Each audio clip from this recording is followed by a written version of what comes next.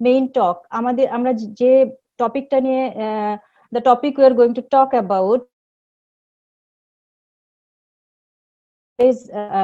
দেখে নিতে হবে। যেমন তোমাদের হিউম্যান ডাইজেস্টিভ সিস্টেম সম্পর্কে কতটা আইডিয়া আছে, যে এখানে ডাইজেশন পড়তে গেলে প্রথমে আমাদের যেটা লাগবে সেটা হচ্ছে যে হিউম্যান ডাইজেস্টিভ সিস্টেম সম্পর্কে একটা আইডিয়া লাগবে।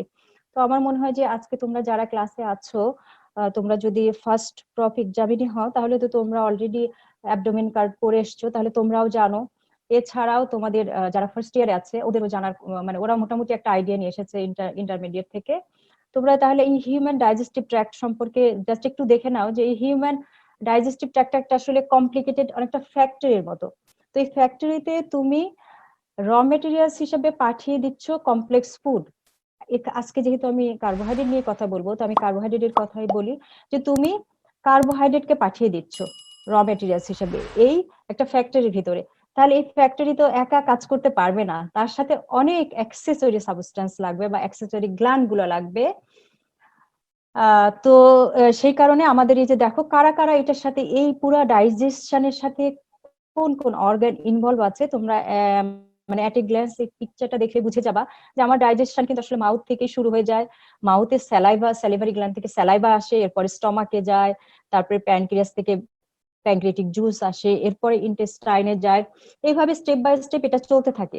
তাহলে তোমরা এট এ গ্লান্স এইটা দেখে নিলা, এরপরে আমি কার্বোহাইড্রেট ডাইজেশনে স্টেপ বাই স্টেপ তোমাদেরকে বলবো যে মাউথে কিভাবে হচ্ছে, তারপরে স্টমাকে কি হচ্ছে, স্মল ইন্টেস্টাইনে কি হচ্ছে, ইত্যাদি ইত্যাদি। তো দেখো যে এই আমাদের এই ডাইজেশন এবং অ্যাবজর্পশন দুটোই কিন্তু একটা খুবই কমপ্লিকেটেড প্রসেস।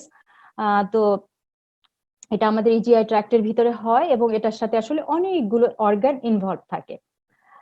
যেমন এই মাউথ, স্টমাক, প্যানক্রিয়াস আমি অলরেডি বলেছি, liver, gall bladder, small intestine, large intestine, all are involved in digestion and absorption. তো একটু আমরা ওভারভিউ করে নেই যে ডাইজেশন বলতে আসলে আমরা কি বুঝি।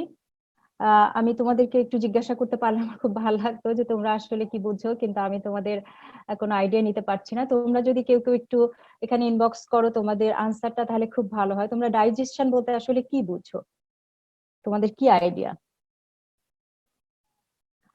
তো আমি এটা মানে যেহেতু শুরু করেছে আমি শেষ করি, যে আমি তোমাদেরকে প্রথমেই ছবিতে যেটা দেখালাম সেটা হচ্ছে যে আমরা কিন্তু যে খাবারগুলো খাই সবগুলোই কিন্তু কমপ্লেক্স ম্যাক্রোমলিকুল। ম্যাক্রোমলিকুল মানে আমরা যেটা আমাদের খালি চোখে দেখতে পাই, এবং এই ম্যাক্রোমলিকুল তো আমার এই ইন্টেস্টিনাল এপিথেলিয়াল সেল ক্রস করে ভিতরে যেতে পারবে না। তাহলে আমাদেরকে এটাকে কি করতে হবে, এই ম্যাক্রোমলিকুল গুলোকে, macromolecule should be broken down into a simple absorbable unit, একটা সিম্পল অ্যাবজর্বেবল ইউনিটে কনভার্ট করতে হবে। অ্যাজ ফর এক্সাম্পল কার্বোহাইড্রেটকে মনোস্যাকারাইড, প্রোটিনকে অ্যামাইনো অ্যাসিড, এরকম ভাবে আমরা এটাকে কনভার্ট করে নিব। নেওয়ার পরে তারপরে এটা অ্যাবজর্ব করতে পারবে আমার ইন্টেস্টাইনাল এপিথেলিয়াল সেল, তারপরে এটাকে অ্যাবজর্ব করতে পারবে। এই যে প্রসেস যেটা চলতেছে আমার এই যে ইন্টেস্টাইনের ভিতরে, আমার জিআই ট্র্যাক্টের ভিতরে যে এই যে প্রসেসটা চলে, এই প্রসেসটাকে আসলে ডাইজেশন বলা হয়। এটার অ্যানাদার নেম প্রাইমারি মেটাবলিজম। আমি এটা প্রাইমারি মেটাবলিজম এটাকে কেন বলা হয়, এটা যখন তোমাদেরকে আমি মেটাবলিজম পড়াবো তখন এক্সপ্লেন করব। তোমরা একটা হয়তো আমাদের মোজাম্মেল স্যারের বই তো তোমরা সবাই ফলো করো, তো স্যারের বইতে হয়তো তোমরা দেখেছো যে ডাইজেশনের ডেফিনিশন স্যার এইভাবে ডিফাইন করেছে যে digestion is the physico chemical process. তো অনেকেই আমি দেখি যে যখন ভাইবা বোর্ডে আমি জিজ্ঞাসা করি যে এই ফিজিকো কেমিক্যাল প্রসেস বলতে তুমি কি বুঝছো, এইটার আনসার আর দিতে পারে না, ফিজিকো chemical process.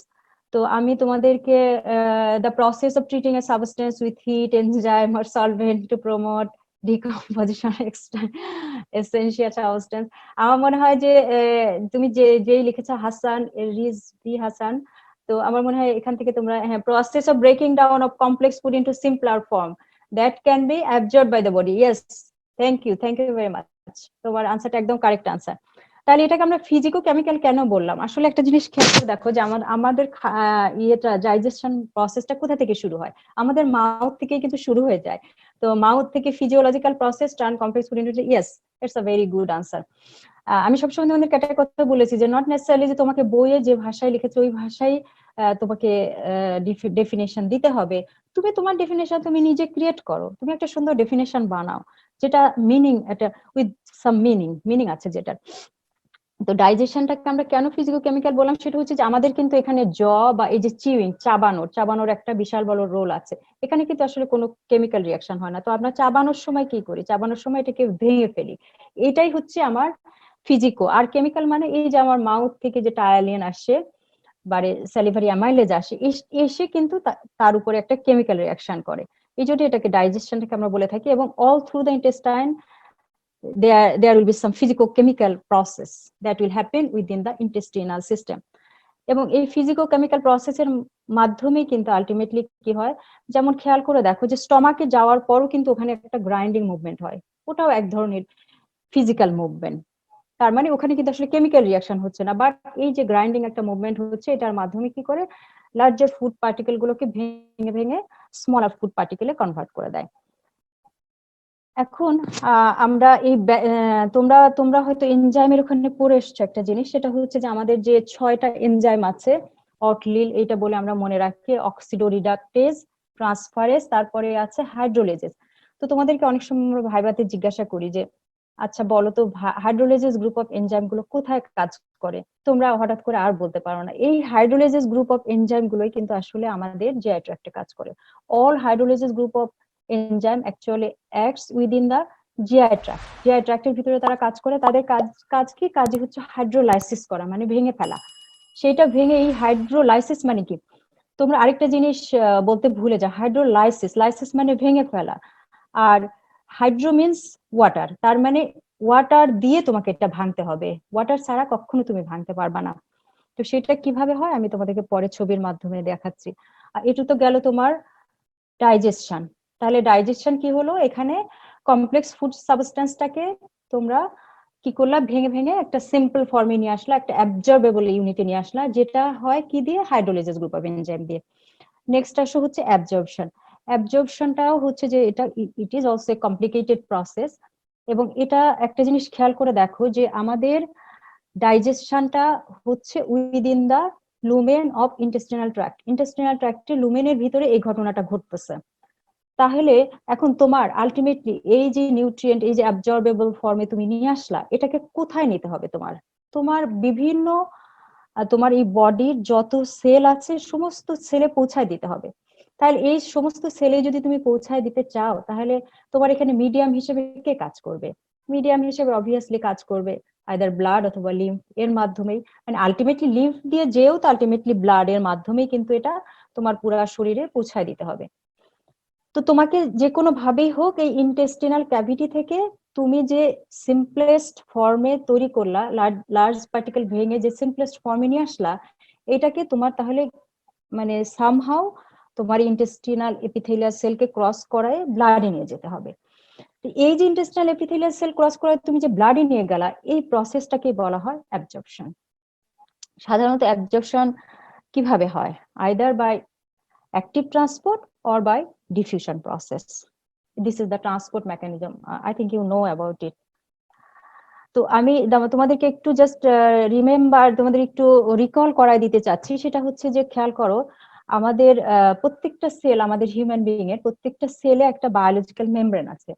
Ma'am digestion absorption পড়ার জন্য কেন কোন বইটা বেস্ট? আচ্ছা, এই এই সমস্ত আমি কিন্তু, তোমরা একটা জিনিস খেয়াল করে দেখো যে আমি তোমাদের প্রত্যেকটা ক্লাসের শেষে একটা আমি আমি এগুলো সাপ্লাই দিতে বলেছি তোমাদেরকে, পাওয়ার পয়েন্ট এই আমি যে প্রেজেন্টেশন গুলো দিচ্ছি, প্রেজেন্টেশন গুলো আমি জ্যোতিকে বলেছি তোমাদেরকে সাপ্লাই দেওয়ার জন্য। তবে তোমরা যদি কেউ না পেয়ে থাকো, তাহলে তোমরা অবশ্যই যোগাযোগ করবে আমার সাথে, তাহলে আমি তোমাদেরকে এগুলো দিয়ে দিব। আমি প্রত্যেকটা স্লাইডের লাস্টে দেখবা রেফারেন্স থাকে, এক লাস্ট স্লাইড থাকে যেটাতে রেফারেন্স লেখা থাকে। রেফারেন্স যে লেখা আছে ওখানে দেখলেই তুমি পেয়ে যাবা কোন বইটা ফলো করলে ভালো হবে। আমি তোমাদেরকে এখানে বলবো, আর ওখানে আমি রেফারেন্স দিয়ে দিয়েছি, তারপর বেশ কিছু ইউটিউব ভিডিও রেফারেন্সও দেওয়া আছে ওখানে। তোমরা এখন যেহেতু অনেক বাসায় বসেই আছো, অনেক সময় এমনিতেই ফোনটা নিয়ে যদি তোমরা ওইখানে একটু চাপ দাও, দিয়ে তোমরা ওই ভিডিওগুলো দেখে নিলে, মানে it will be very very helpful I think. তাহলে এখানে আমরা চলে আসছি, সেটা হচ্ছে যে এই যে একটা সেল মেমব্রেন, বায়োলজিক্যাল মেমব্রেন। এখন দেখো বায়োলজিক্যাল মেমব্রেন কারা ক্রস করতে পারবে ইজিলি, যারা হচ্ছে the particles which are lipid soluble. তাহলে লিপিড সলিবল যারা, তারাই কিন্তু শুধুমাত্র এই বায়োলজিক্যাল মেমব্রেনটা ইজিলি ক্রস করতে পারে। বাকি সবারই যারা ওয়াটার সলিবল, তাদের সবারই কারো একজনের কাঁধে চেপে এটা মানে এই জায়গাটা পার হইতে হয়, মানে এই জায়গাটা ক্রস করতে হয়, মানে এই জায়গায় সে সবাই পার করতে পারবে না। As because we know our biological membrane is lipid bilayer. এখানে লিপিড বাইলিয়ার থাকে, একটা লিপিড বাইলিয়ার থাকে, তোমরা জানো এটা ফসফোলিপিড দিয়ে তৈরি হয়। তো এই লিপিড বাইলিয়ার কিন্তু যারা ওয়াটার সলিবল তারা ক্রস করতে পারে না। তাহলে ওয়াটার সলিবল যারা, তারা ক্রস যদি না করতে পারে, তাহলে তাদের জন্য একটা ট্রান্সপোর্টার লাগবে। সেই ট্রান্সপোর্টারটা স্লাইড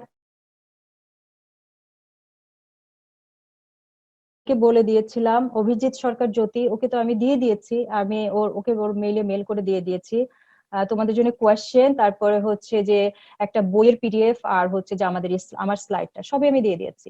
কারণ এটা তো ধরে রাখার কিছু না, আমি চাই যদি তোমাদের এইটা পড়ে সামান্যতম একটু উপকারও হয়, তাহলে সেটাই আমার এই কষ্টের সার্থকতা সেখানেই।